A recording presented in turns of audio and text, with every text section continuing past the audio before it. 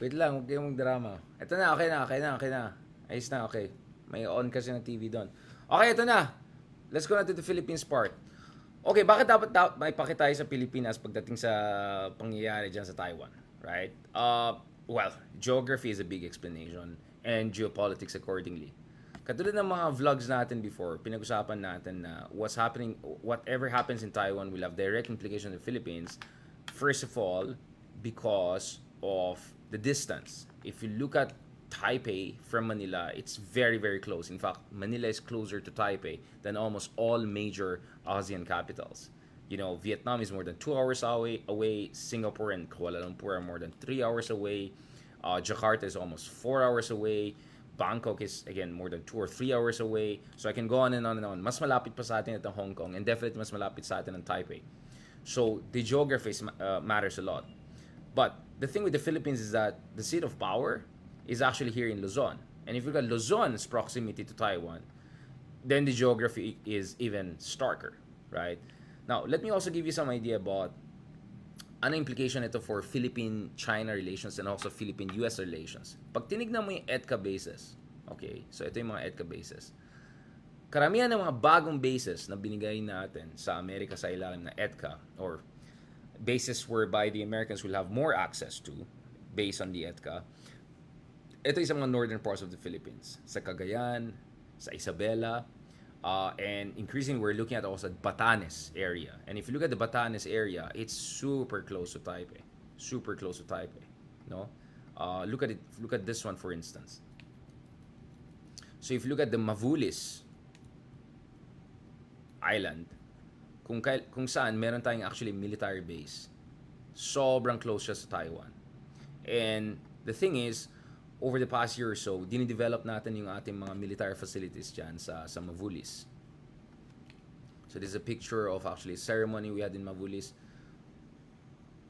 So yon, this is where you can see what happens in Taiwan has direct implications for the Philippines. Because pag magulo sa Taiwan, or kung tingin natin na pwede magkaroon ng giyera over Taiwan, or tingin natin either Taiwan or China or both are moving towards confrontation, then immediately, ang laki ng epekto ito dun sa ating mga calculations pagdating sa EDCA and inevitably also the West Philippine Sea. Kasi pag ikaw ang China, hindi mo siniseparate ang nangyayari sa West Philippine Sea, sa nangyayari sa Taiwan. Lahat yan kasama sa isang theater sa kanila yan. Right? All of these are part of China's so-called first island chain. Right? So from East China Sea, Japan, Okinawa, down to Taiwan cross straits, down to South China Sea, West Philippine Sea, lahat yan isang theater yan for China. So when ang Pilipinas ay nagbibigay ng access to America dun sa EDCA ng mga bases from Cagayan and Isabela all the way potentially sa Batanes and then down pag tinignan natin for instance sa Pampanga area, Basa Air Base, and all the way down to Palawan in Bautista Air Base. Lahat yan, di ba? Kung ikaw ang China, maging worried ka talaga. And sa aking palagay, isa sa mga dahilan na napaka-agresibo ang China sa Pilipinas over the past few months, nang ilang beses na water cannon tayo ng China, ilang beses na tinitreaten tayo ng military intervention if nag-push tayo ng fortification ng ating facilities dyan sa Second Tangos. Kasi kung titingnan mo, yung sa Ayung Inshol, ang tagal na yan eh. 1998 pa yan, nandyan na tayo. Pero ngayon lang nag-iingay ng China ng big time. Right? At kung titingnan mo yung EDCA, ang tagal na rin yung EDCA na yan eh. Diba? 2014 pa na-negotiate. Pero ngayon lang sila nag-iingay ng sobra-sobra. At para sa akin, ito ay dahil may malaking Taiwan aspect dyan. May malaking Taiwan aspect dyan. Kasi sa akin palagay, ang China ay natatakot na ang gagawin ng Pilipinas, specifically ang gagawin ni BBM is bibigyan yung US military ng maraming access dun sa mga bases na napakalapit sa Taipei, Taiwan. Now, obviously, pagdating sa Amerika, ang justification nila dito is kung malakas tayo in terms of yung mga cooperation natin sa Taiwan, kung yung presence natin sa region ay malakas, then magdadalawang isip ang China na sumugod sa Taiwan. Ang tawag po dyan is deterrence, right? Kaya nga the Roman saying, if you want peace, prepare for war. Because, you know, pagkaharap mo isang bully, kung tingin niya mahina ka or hindi ka lalaban, lalo kang bubulin, di ba? Pero kung alam niya na pwede kang lumaban at hindi lang pwede kang lumaban, actually pwede ka rin hurt back sa kanya, yung tinatawag na poison shrimp or tinatawag na porcupine strategy. Yes, of course, mas malakas ang China. Pero kung alam nila there'll be a major cost if ever they invade Taiwan, then hindi nila gagawin yan. That was exactly the problem with Ukraine. Kaya ngayon man nagsasabi na ang Pilipinas or Taiwan magiging Ukraine 2.0, hindi nila alam pinagsasabi nila. Or actually mga sinungaling mga propagandist mga to. Because Ukraine had no military alliance katulad ng Pilipinas with any major power. And unlike Taiwan, it didn't even have a de facto alliance or kind of a secret kind of high-level military cooperation with any of the major powers. Well, behind the scenes, alam natin Taiwan has that with the United States. And they're buying major weapons from the United States. And the other big difference between Taiwan and Ukraine is that Taiwan is actually where the world's most important modern technology is being built. Semiconductors, which is what runs everything that we're using right now. That's computers, cars, weapon systems. So the United States has an interest in Taiwan not being invaded and definitely not being conquered by China, given that TSMC of Taiwan is responsible for what? More than a third of total semiconductors in the world and more than 90% of high-end semiconductors in the world. So Taiwan is just so important that the US has an interest in making sure that it will not be invaded by or occupied by China. No? And that's why papasok ang Pilipinas because ang lapit natin sa Taiwan and may mga military bases tayo katulad ng sinasabi kong Mavulis, but also lower down if you look at in Cagayan, Isabela, etc. Ang lapit na sa Taiwan at least sa Bashi Channel or yung tinatawag natin na Luzon Straits. So there's just no scenario whereby pwede maging neutral ang Pilipinas. Sa sobrang lapit natin sa Taiwan, ang laki ng interest ng mga higanteng bansa na ang Pilipinas ay magsaside sa kanila. So it's either you side with China or you side with the United States.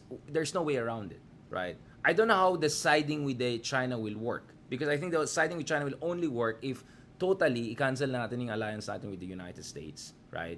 And mag-totally neutral country tayo katulad ng, well, back in the day, it was Sweden and Finland. But, think about, Switzerland or something like that. Pero even yun, medyo mahabang debate yung issue ng neutrality. But, yun nga hindi pwede na sasabihin ng Pilipinas na maging neutral lang kami. Words are not gonna be enough. If you're China, you're gonna look at actions and you're gonna look at the scenarios. And as far as actions are concerned, ang tinitingnan ng China ngayon is this. Binibigyan natin ng EDCA bases ang mga Amerikano sa pinaka-north ng Philippines. Hindi yung super north of Philippines, which is like Mavulis, for instance, but at least very north na close to Taiwan, right?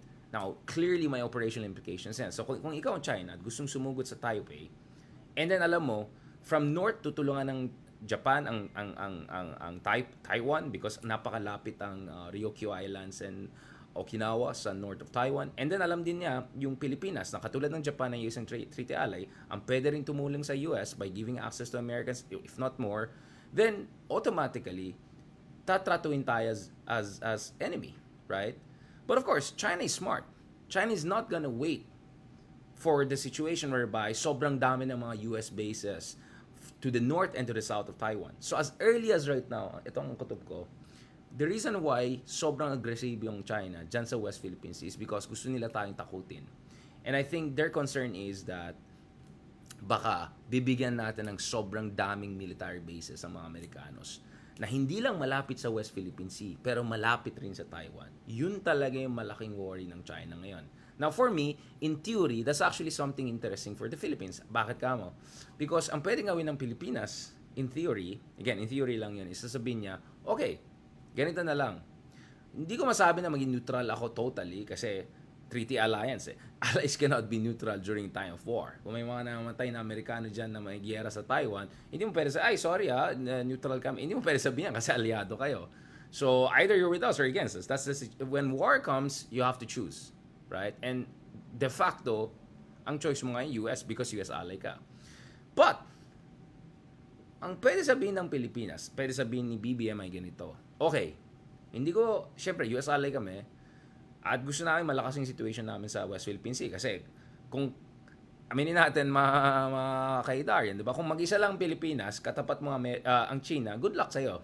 Kaya nga walang kwenta yung sinasabi ng mga ibang ka-DDS natin dyan na, hindi, diplomacy lang tayo. Walang kwentang diplomacy kung wala kang leverage, kung wala kang backup. Kung mag-isa mo lang, tapos mahina ka, maliit ka lang, hindi ka sa respetuhin. Kaya ano pa ng digong, walang binigay compromise ang China. O, anong nakuha ni Digong sa China? Pogo? Diba? Lalong lumala nga yung situation yung nangyari sa Reed Bank noong 2019, nung nangyari sa Juan Felipe Reef, lahat yan nangyari sa panahon ni Digong kasi hindi siya nirespeto dahil mahina tayo on our own. So, ang pwedeng gawin ng Pilipinas ngayon is, and ididikit ko ngayon dun sa situation sa Taiwan ngayon, dahil both Taiwan and China ay nasa isang deadlock situation. But the part of me feels na there's a good chance na konti mag-stabilize yung Taiwan-China relations. Bakit nga? Kasi katulad ng sinabi natin dun sa unang bahagi na ating blog na unfortunately na-cut dahil sa internet connection, third world. Kasi both Xi Jinping and Lai ayaw nila ng giyera din. Although may pressure sa kanila to show toughness, both of them are also under pressure not to go to war dahil sa economic problems sila at home. In the case naman of Lai, most likely he'll not control the legislature. And as early as now, he's looking at a unity government. And he's looking at making certain concessions para to win over the opposition. Meaning, yung mga more pro-China or at least less anti-China elements. So there's some chance that actually, behind the scenes, there'll be efforts at stabilizing the relations. So, on TV, on screen, and sa newspapers, sabihin ng China, walang, ganyan. Taiwan, sabihin niya malakas, ganyan. But actually, behind the scenes, I expect both sides rationality to actually have the upper hand. Not necessarily prevail, but have the upper hand. So, kung ikaw ay nasa Pilipinas, anong gagawin mo ngayon? Kung ikaw ay nasa Pilipinas ngayon, ang gagawin mo ngayon ganito.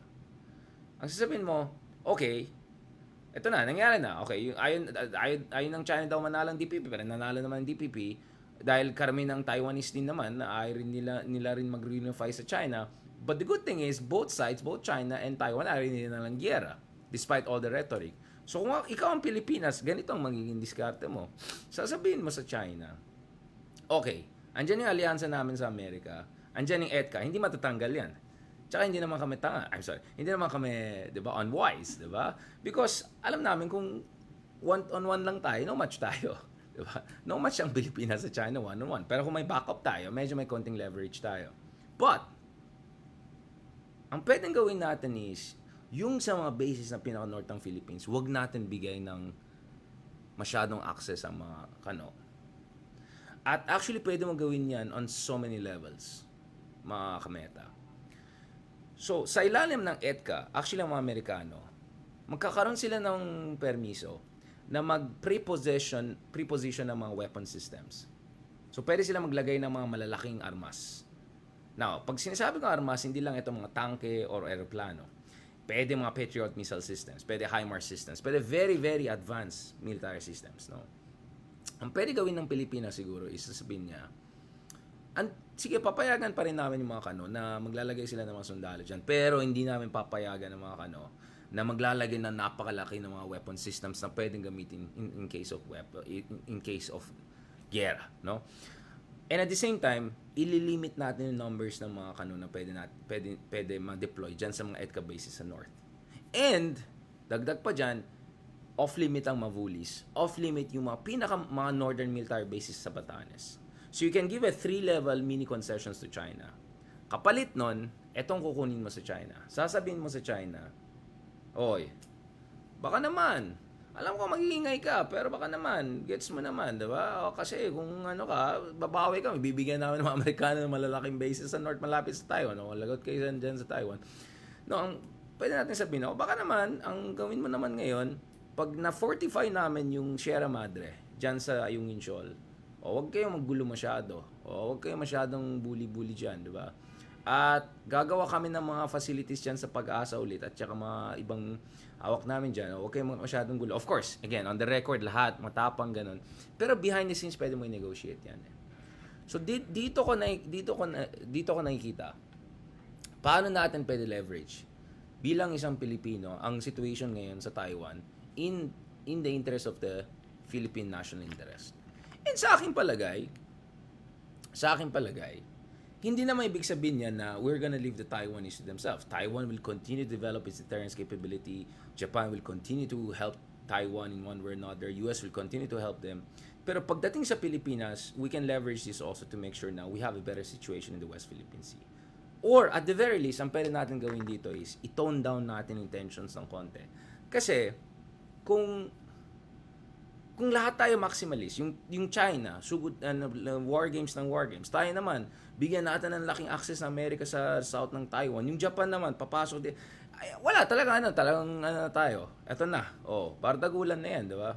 So I think we can be part of a de-escalation mechanism whereby we can tone things down a little bit and give diplomacy a chance. So see, that's my point eh. I am for diplomacy, but I'm never for diplomacy from a position of weakness. Because diplomacy from a position of weakness is submission. And ang mga syunga lang gusto mag-submit. Or worst. Makapili. I am for diplomacy but from position of strength. And I'm for diplomacy with smart thinking. Yun pong hinahanap natin dito. Alright, on that note, thank you very much mga kameta. I hope you have a slight idea of the bigger geopolitical picture here at bakit bilang mga Pilipino dapat may paki tayo sa nangyayari sa cross-strait relations sa pagitan ng Taipei at China. Because sa aking palagay, may directly na kinalaman nito dun sa EDCA strategy natin. At may direct na kinalaman nito dun sa mga pwede natin gawin diplomasya at negosasyon with China dyan sa West Philippine Sea. Lahat po yan ay related to each other. Hindi po yan isolated cases. Dapat po mag-integrated tayo mag-isip. At bilang isang independent, truly independent, of course, may aliado ka, pero hindi ibig sabihin na syunga-syunga ka. You have to think for your own national interest. And you have to contribute also to regional tensions de-escalation, di ba? So I am for diplomacy, I am for de-escalation, I am for the Philippine national interest, and I am for a smart strategy in dealing with this. So, yun ang sinasabi ko. Yun ang wala dun sa mga ibang makapili, yung mga ibang feeling expert, kasi hindi nila alam yung mga nuances. Hindi nila alam itong mga maliliit na bagay. Technicalities yan eh. Parang sa kotse yan. Yung mga alam mo yung mananandang YouTube, akala nila, alam nila yung kotse, alam lang nila yung mga basic stats. Pero kung expert ka talaga sa kotse, you will see certain small details na hindi mo mahanap sa YouTube University. Ganun din po ang geopolitics. There are many little nuances here and there. So it's not diplomacy versus war. Ang mga nagsasabi lang yan, yung mga walang alam or makapili or worse, di ba? It's about diplomacy under what conditions? Diplomacy with what strategy? Diplomacy with what mindset? So I am 100% for diplomacy, but for smart diplomacy, right? And for diplomacy that serves the national interest of the Filipino people. On that note, maraming salamat mga kameta. I hope you enjoyed this analysis that we made. Now, down the road, God willing, we're hoping to do more like high-tech, and I don't know, my budget or something like that. We'll try to do an analysis where I can show all of these things to you in graphics, like 3D style, may ganyan, may map, pakita ko sa'yo, para mas ma-appreciate yung ginagawa ko. Para at least ngayon conceptual na gets nyo saan tayo galing.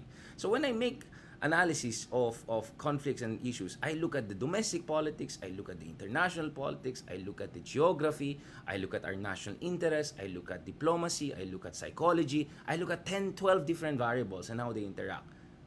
This is next level chess game. That's how you do proper geopolitical analysis.